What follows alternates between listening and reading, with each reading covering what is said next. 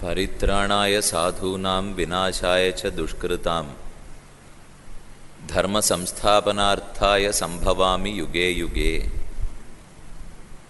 இது கீதாச்சாரியனான கண்ணனுடைய திருவாக்கு.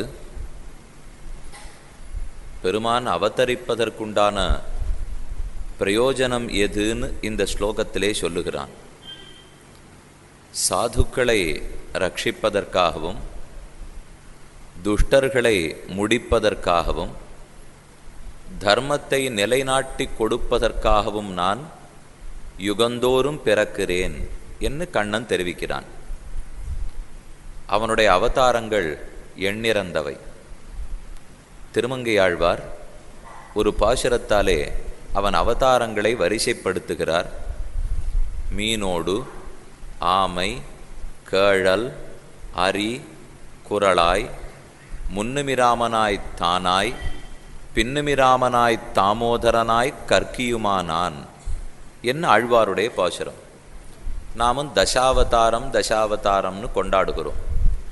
ஆனால் பகவானுடைய அவதாரங்கள் 10 தான்கிறது இல்லை, எண்ணிறந்த அவதாரங்கள்னு தான் பூர்வர்கள் சொல்லுவார்கள்.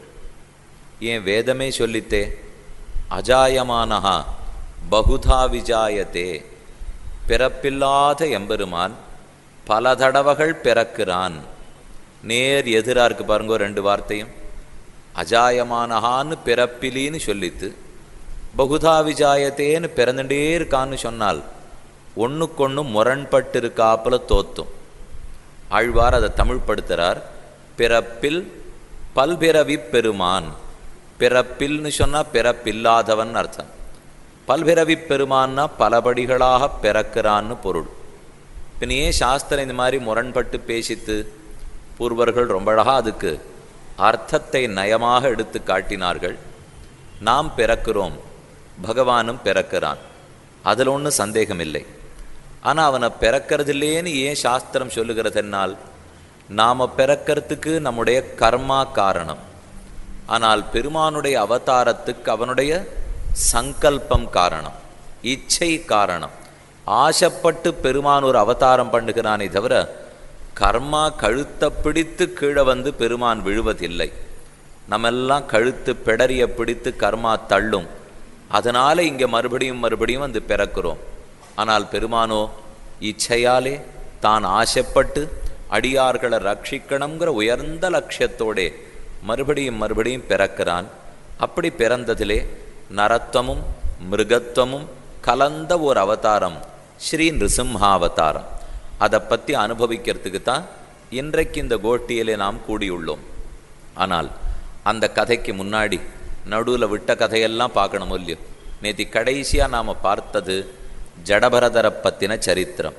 ரகுகுணங்கிற ராஜா தான் ஆத்ம உபதேசம் பெறணுங்கிறதுக்காக பல்லக்கிலே ஏறினான். பரதர் பல்லக்கு சுமந்தார், சரியா சுமக்கவில்லை. இறங்கி ராஜா கேள்வி கேட்க ஆரம்பித்தான். அப்போ ஆத்ம சிந்தனத்தை பற்றி நிறைய உபதேசித்தார் என்பதை கடைசியாக நாம் பார்த்துருக்கோம். அந்த கதையிலேருந்து நாம் தெரிந்து கொள்ள வேண்டியது உயர்ந்த கருத்து. தேகம் வேறு, ஆத்மா வேறு. தேகத்தை காட்டிலும் ஆத்மா மிக உயர்ந்தது. ஆத்மாக்களுக்குள்ளே வேறுபாடு கிடையாது.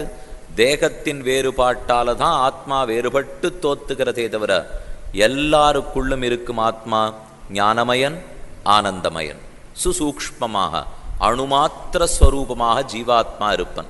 ஜீவாத்மா எவ்வளவு சின்னவனாக இருப்பன், அதை காட்டிலும் சின்னதாக உடச்சுட முடியாது. அறிவியல் பாடத்தில் அணுன்னு சொல்லி கொடுக்குறாடோ இல்லையோ, அதை போல தான் ஆத்மாவும் அணுமாத்திர ஸ்வரூபன். ஆனால் அந்த அணு ஜீவாத்மா நம்ம சரீரத்துக்குள்ளே ஒரு சின்ன இடத்துல தான் இருப்பார். அவருக்குத்தான் ஞானம் உண்டு, உடலுக்கு ஞானம் கிடையாது. இருந்தாலும் உடம்பில் இங்கே கீறினாலும் வலிக்கிறது, இங்கே கீறினாலும் வலிக்கிறது, தலையில் அடிபட்டாலும் வலிக்கிறது. ஆத்மாவுக்கு தான் ஞானம் உண்டு, வலியை உணரக்கூடிய சக்தியே ஆத்மாவுக்கு தான் உண்டு. ஆனால் ஆத்மா ஒரு சின்ன இடத்துல தான் இருக்கார். அப்போ ஆத்மா இருக்கிற இடத்துல வெட்டினா தானே வலிக்கணும். மற்ற இடத்துலெல்லாம் வெட்டினா எதுக்காக வலிக்கிறது நமக்கு சந்தேகம் வரும். ஆத்மா ஓரிடத்தில் இருந்தாலும் அவனுடைய ஞானம் பறந்து விரிந்து மலர்ந்திருக்கும். அதுக்கு தர்மபூத ஞானம்னு பேர். ஆத்மா சின்னவர் தான், ஆனால் அவனுடைய ஞான ஒளி உடம்பு முழுக்க பரவி இருக்கும். ஒரு தேகலி தீபத்தை போலே ஒரு விளக்கேற்றி வைத்தோம். அந்த விளக்கினுடைய ஒளி சுத்து வட்டாரம் முழுக்க பரவுகிறது இல்லையோ. விளக்கு சின்னதா ஒரு இடத்துல இருந்தாலும் அதன் ஒளி எப்படி எல்லா இடத்துலையும் பரவுகிறதோ அதே போல ஆத்மா அணுமாத்திரமாக இருந்தாலும் அவனுடைய ஞானம் நம்ம சரீரம் முழுக்க வியாபித்திருக்கிறபடியால் எங்கு தொட்டாலும் வடிக்கிறது, எங்கு அடித்தாலும் ரத்தம் வருகிறது. அந்த ஜீவாத்மா உயர்ந்தவன் புரிந்து கொண்டு ஆத்மாக்களுக்குள்ளே வேறுபாடு பார்ப்பது கூடாது. வித்யாவினய சம்பன்னே பிராமணே கவி ஹஸ்தினி சுனிச்சைவ ஸ்வபாகேச்ச பண்டிதாக சமதரிசினா. பண்டாங்கிறது ஞானம், ஞானமுடையவர்கள் பண்டிதர்கள். ஞானமுடைய யாரும் வேறுபாடு பார்க்க மாட்டான். அதை தெரிஞ்சுக்கோ ராஜன்னு என்ன ரகுகுணனுக்கு உபதேசிக்கிறார் ஜடபரதர். இதே போல விஷ்ணு புராணத்திலே ரிபு நிதாக சரித்திரம்னு ஒன்று வரும். அவா 2 பேரும் இந்த ஆத்மாங்கிறதனுடைய சமதரிசனத்தை பற்றி தான் பேசினா. 5 நிமிஷம் மட்டும் ரொம்ப வேடிக்கையான கதை, கண்டிப்பாக அடியார்கள் தெரிஞ்சிக்க வேண்டிய கதை. ஆனால் அத்தையும் சேர்த்து இந்த இடத்துல தெரிவிக்கிறேன். பரதோபாக்கியானத்துக்கும் ரிபு நிதாக சரித்திரத்திலையும் கருத்து ஒரே கருத்துத்தான். தேக விலக்ஷணன் ஜீவாத்மா, ஆத்மாக்கள் எல்லாரும் சமமானவர்கள். எத்தனை கோடி ஆத்மாக்கள் இருந்தாலும் வேறுபாடு பார்ப்பது கூடாது.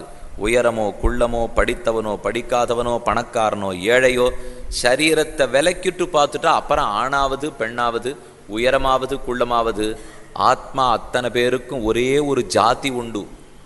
நாமெல்லாம் வெளியில் மேடையிலே சாதி 2 ஒழிய வேறில்லை என்று யார் யாரோ பேசி கேள்விப்படுறோம் இல்லையோ. ஆனால் நம்ம பூர்வர்கள் பேசினது சாதி 1 ஒழிய வேறில்லை. என்னத்துக்கு 2 சாதியை ஒத்துக்கணும்? வெளியில் இருக்கிறவாளான ஆண் சாதி 1 பெண் சாதி 1 2 ஒத்துக்கிறா. ஆனால் வேதத்தை கேட்டால் 2 ஜாதி ஒத்துக்காது. அது ஒரே ஜாத்தியத்தான் ஒத்துக்கும். ஆத்மாங்கிற ஒரே ஜாதி, அதுக்கு ஆணும் கிடையாது பெண்ணும் கிடையாது. அந்த ஆத்மா எப்படி இருப்பார்னா பெருமானுக்கு அடிமை ஜீவாத்மா. இது ஒன்று தான் நமக்கு அறிந்ததே தவிர ஞானமே வடிவெடுத்திருப்பர், ஆனந்தமயமாக இருப்பர், மகாஜானியான ஜீவாத்மா. பின்ன நமக்குள்ளே ஒருத்தர் ஞானியாக இருக்கார், ஒருத்தர் அஜ்ஞானியாக இருக்காருன்னா கர்மா நம்மளை போட்டு மூடி அழுத்தி வச்சிருக்கிறதுனால இந்த கட்டப்படுறமே தவிர இந்த சேற்றிலிருந்து என்னைக்கு வெளியே வருவோமோ அன்னைக்கு ஆனந்தமயமான வாழ்க்கை எல்லோருக்கும் காத்திருக்கும். ரிபு நிதாகர் கதை என்னங்கிறத மட்டும் சொல்கிறேன். ஆச்சாரியன் ஒருத்தர், சிஷ்யர் மற்றொருத்தர். இந்த மாதிரி ஆத்மா வசந்ததுன்னு ரொம்ப நாள் சொல்லி கொடுத்தார். சரி நான் போயிட்டு வரேன் அப்படின்னு சொல்லிட்டு சிஷ்யனுக்கு உபதேசம் முடிஞ்சு போச்சு. ஆச்சாரியன் கிளம்பி போயிட்டார். 1000 வருஷம் அவரை காணும். 1000 வருஷம் முடிஞ்சு நம்ம ஆத்மாவை பற்றி சொல்லி கொடுத்துட்டு போனோமே, பிள்ளை ஒழுங்காக தெரிஞ்சுட்டு இருக்கானான்னு பரீட்சை பண்ணுவோம் அப்படிங்கிறதுக்காக திரும்ப வந்தார். ஒரு வயோதிகர் விருத்த பிராமண வேஷத்தை எடுத்துன்னு வந்தவர் ரொம்ப பசிக்கிறதே அப்படின்னு சொல்லிட்டு வீட்டுக்குள்ளே நுழைந்தார். அதிதி அல்லவா, விருந்தாளிங்கிறதுக்காக சிஷ்யரும் கூப்பிட்டு உட்காத்தி வச்சார். அவருக்கு வேண்டியதெல்லாம் உபச்சாரங்களை பண்ணினார். உள்ளே போய் மனைவியை பார்த்தார். சாப்பாடு போடலாமா, வாசலில் ஒருத்தர் வந்திருக்காருன்னு கேட்டுண்டார். அந்த கதையை நீங்கள் படிக்கச்சே ஒன்று ஞாபகம் வச்சுக்கணும். யாரானு விருந்தாளி வந்துட்டா உள்ளே போய் கேட்டுண்டு வந்துட்டு தான் உட்கார்றீளான்னு சொல்லணும். நம்ம மாட்டுக்கு திடீர்னு நம்ம இருக்கிற இஷ்டத்தில் என்ன வேணால் நமக்கு வேணும்னுட்டா உள்ளே போனால் உங்களை ஆறு கேட்க சொன்னது அப்படின்னு உள்ளேந்து கேள்வி வந்தால் நாம் பதில் தெரியாத முழிக்கணும். இது விஷ்ணு புராணத்தில் சொல்லியிருக்கு, நான் சொல்லலை. இப்போ ஏன்னா அந்த பெரியவர் பின்னாடி போய் கேட்டுண்டார். பெண்ணே கல்யாணி வந்திருக்கார் வாசல்ல ஒருத்தர், உட்காத்தி வச்சு சோறு போடலாமா? தாராளமாக போடும்னு அவளும் சொன்னாள். வாசலில் உட்கார்ந்தவருக்கு இலை போட்டா எடுத்து சாதிக்க போகிறார். அப்போ அவர் சொன்னார், எனக்கு இந்த பிரசாதத்திலெல்லாம் இஷ்டம் இல்லை, எனக்கு தேவை மாஷாபூபமும் குடாபூபமும் தீர்க்க சஷ்குலியும் வேணும்னார் அவர். அப்படின்னா தீர்க்க சஷ்குலின்னா தேங்குடல், நீளமாக சுத்துறாளோ இல்லையோ, தேங்குடல் மனக்கொம்பு இதுக்கெல்லாம் தீர்க்க சஷ்குலின்னு சொல்லுவார்கள். மாஷாபூடம் குடாபூபங்கிறது நாம் சாப்பிட்ற வடை, அதே போல் அப்பம். இதிலெல்லாம் எனக்கு ஆசை. கோதுமையில் பண்ணியிருந்த எதான்னு இருந்தால் கொண்டா, உயர்ந்த பாயசம் இருந்தால் கொண்டான்னார். இவர் பார்த்தார், அவள் ஏதோ இருக்குன்னு சொன்னதுக்காக உட்காத்தி வச்சா, இவர் என்ன இத்தையும் கேட்குறாரே. சரின்னு திரும்ப போய் கேட்டார். அடுப்பை மூட்டினா, மறுபடியும் எல்லாத்தையும் புதுசாக பண்ணா, சாதிச்சா எடுத்து உட்கார்ந்தார், சாப்பிட்டார், திருப்தியாக மூச்சு விட்டுன்னு எழுதுண்டு, நான் படுக்கிறதுக்கு எங்கே இடம் இருக்குது அப்படின்னு கேட்டார். சரி இந்த உள்ளில் படுத்துக்கும்னு சிஷ்யர் படுக்க சொல்லிட்டு விசிறியில் விசிறிண்டே அவர் காலை வருடி கொண்டு, நன்னா திருப்தி அடைந்தீரா, பசி தாகம்லாம் தீர்ந்துதா, ஓய்வு கிடைச்சதா என்ன மெதுவாக விசாரித்தார். படுத்துண்டவர் எழுந்து உட்கார்ந்து விட்டார். பார்த்து கோபமாக கேட்டார், பசிச்சவனுக்குன்னா சோறு, பசிச்சவனுக்குன்னா பசி ஆற போகிறது, நான் ஆறு, பசி ஏது, நான் எப்போ சாப்பிட்டேன், என்னத்துக்கு தேவையில்லாத கேள்வியெல்லாம் கேட்குறேன் அப்படின்னார். திரும்ப எழுந்திருந்து பார்த்தாரு சிஷ்யர், இவருக்கு இவ்வளவு கஷ்டப்பட்டு விருந்தோம்பல் பண்ணியிருக்கோம், எழுந்து உட்காண்டு சாப்பிடவே இல்லைங்கிறார். என்ன பசித்தவனொன்னும் சாப்பிட வேண்டும், பிள்ளாய் நீ மறந்து போயிட்டாய். சரீரத்துக்கு ஏது பசி? பசி என்கிறது சரீரத்துடைய தானே. ஆத்மாவுக்கு பசி ஏது? சாப்பிட்டா திருப்தி ஏற்படுறது ஆத்மாவுக்கு ஏது? சரீரம்னா. சாப்பிட்டா வளர்றதோ சாப்பிடாட்டா தேஞ்சு போகிறதோ சரீரம்னா. ஆத்மா இல்லையே, நீ வித்தியாசமே தெரியாமல் பேசுகிறாய். என்ன அந்த ஆச்சாரியன் எடுத்து சொன்ன உடனே, ஓ இவர் 1000 வருஷத்துக்கு முன்னாடி சொல்லி கொடுத்துட்டு போன நம்ம ஆச்சாரியன், அதை போய் புரிஞ்சிக்காமல் தேவையில்லாமல் அவர் அப்பம் கேட்டார், வடை கேட்டார், தேங்குழல் கேட்டார்னு வேற பிரமிச்சு போய் இது இத்தனையும் பண்ணி கொண்டு போட்டேனே, நமக்கு புத்தி சொல்றதுக்கு தான் கேட்டார் போலும். என்ன அந்த சிஷ்யன் தெரிஞ்சின்றார், இனிமே சரீரத்தையும் ஆத்மாவையும் ஒன்றுன்னு நினைக்க மாட்டேன். ஆத்மாவுக்கு பசி கிடையாது, தூக்கம் கிடையாது, தாகம் கிடையாது. புரிஞ்சுனுட்டேன்னார் சிஷ்யர். சரி போயிட்டேன்னுட்டு ஆச்சாரியன் கிளம்பி போயிட்டார். 1000 வருஷத்துக்கு காணோம். மறுபடியும் 1000 வருஷம் கழித்து இந்த சிஷ்யனை பரீட்சை பண்ணி பார்க்கணும் அப்படிங்கிறதுக்காக திரும்ப வந்தார். இந்த கதையில் எதுக்கு 1000 வருஷத்துக்கு ஒரு தடவைன்னு சொல்கிறாள்னா, அவ்வளவு தூரம் ஞானிகளுக்கு கூட கழுவ கழுவ எப்படி அழுக்கு மறுபடியும் மறுபடியும் வந்து மூடுகிறதோ, அதை போல் ஆத்ம ஞானம்ங்கிறது எத்தனை தரம் நாம் சம்பாதிச்சாலும் சம்சாரத்தில் அழுந்தி இருக்கிறதுனால அது மறுபடியும் மறுபடியும் போடும். யதாதரிசோ மலையனச்சான்னு கண்ணன் கீதையில தெரிவித்தானோ இல்லையோ, ஒரு கண்ணாடியில் இருக்கிற அழுக்க துடைக்கிறோம், தொடச்சி முடிச்சு 10 நிமிஷத்துக்குள்ளே அழுக்க திரும்பி வந்து மூடிடும். நீங்கள் வாசல்லே வண்டி காடி போகிற வாசல் இருக்கே, அங்கே வீடு இருக்கிறவாளை கேட்டீங்கன்னா ரொம்ப குறைஞ்சிப்பா. இப்போ தான் அங்கணத்தை பெருக்கி விட்டுட்டு வந்தேன், அதுக்குள்ளே மொத்த இதுவும் வந்து சேர்ந்துடுத்தேங்கிறாளோ இல்லையோ, அதே போலத்தான் இந்த ஆத்மாவிடத்தில் சேருகிற கர்மா. எத்தனை தரம் தொடச்சாலும் திரும்ப திரும்ப மூடிக்கும். 1000 வருஷம் கழித்து திரும்பி வந்தார். அந்த சமயத்தில் சிஷ்யன் ராஜா பவனி வந்துருக்கார், யானை பேரில் அம்பாரியிலே. பெரிய ஊர்வலம் போகிறது, அதனால் தாண்ட முடியாத சிஷ்யன் ஓரமாக நின்றுருக்கார். ஆச்சாரியன் மாறு வேஷத்தில் வந்தார். சிஷ்யனை பார்த்தார், ஏன் குறுக்க போகிறதானே, தெருவை தாண்டி போகிறதானே, ஏன் நிற்கிறேன்னார். கோவம் வந்துடுத்து சிஷ்யனுக்கு. தெருவை எப்படி தாண்ட முடியும், இவ்வளோ பெரிய ஊர்வலம் போகிறது, ஆனை குதிரை ஒட்டகம் மாடு எல்லாம் போகிறது, இத்தனை மக்கள் போயின்னு இருக்கா, ராஜா பவனி வரார், என்னால் எப்படி குறுக்க போக முடியும் என்ன சிஷ்யன் கேட்டான். அடையாளம் தெரிஞ்சிக்கலே சிஷ்யன் ஆச்சாரியனை. அவர் திரும்ப கேட்டார், பவனியா, ராஜாவா, ஊர்வலமா, எங்கே போகிறதுன்னு கேட்டார். அவர் இவ்வளவு பெருசு கண்ணு முன்னாடி நன்னா போயின்ட்டுருக்கு, ஒன்றுமே தெரியாத சொல்கிறீரே, அதோ ஆனை, ஆனை பேரில் அம்பாரி, அம்பாரி பேரில் ராஜா உட்காண்டிருக்கார் அப்படின்னா சிஷ்யன். எனக்கு ஆனை எது அம்பாரி எதுன்னு தெரியலையே, ராஜா எதுன்னு தெரியலையே. திரும்ப கேட்டார். கீழே இருக்கிறது தான் யானை, மேலே உட்காண்டிருக்கிறது தான் ராஜான்னா.